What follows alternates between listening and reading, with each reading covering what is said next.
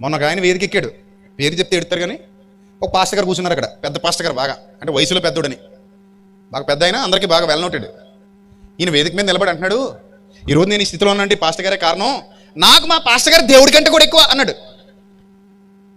పిచ్చి వచ్చేసింది నాకు. ఏంటట, దేవుడు కూడా మాకు ఈయన తర్వాతేనండి అన్నాడు మళ్ళీ రెండోసారి. ఏదో ఫ్లోలో వేయడం అనుకున్నాను ముందు.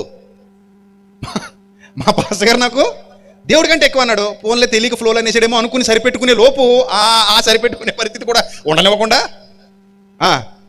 దేవుడు కూడా ఈయన తర్వాతే అంటున్నాడు. అలాంటి మూర్ఖులు ఉన్నారు ఈరోజు సమాజంలో. మూర్ఖుడు అంటాను నేను. ఎందుకంటే అసలు నీకు ఆ పాస్టర్ గారు పరిచయం అయింది ఎవరి వల్ల చెప్పు? దేవుడి వల్ల. దౌర్భాగ్యుడా, ఈరోజు నేను ఇక్కడ నిలబడి వాక్యం చెప్తున్నానంటే ఎవరి వల్ల? దేవుని వల్ల. ఈరోజు ఇంతమంది మనల్ని ప్రేమిస్తున్నారంటే కారణం ఎవరి వల్ల? దేవుని వల్ల. దేవుడు లేకపోతే మానవుడు నథింగ్. నేను చేసే సాయం ఏముంటుంది? గుడ్డు ఆయన చేయాలి సాయం. ఆయన సాయం చేయకుండా నేను చేసేది అయిపోద్దా? ఆయన సాయం చేయకుండా నేను నిలబెట్టగలనా నిన్ను? ఆయన సాయం చేయకుండా నేను నీకు ఏమైనా నేర్పించగలనా? అంటే మొదటి స్థానం ఎవరికి ఇవ్వాలి? మనం దేవునికి ఇవ్వాలి కదా. మరి దేవుడి కంటే ఎక్కువ ఉంటాడేంటి మహానుభావుడు? అలా తయారయ్యారు మనుషులు. జ్ఞానం లేకుండా మారిపోతున్నారు రోజు రోజుకి.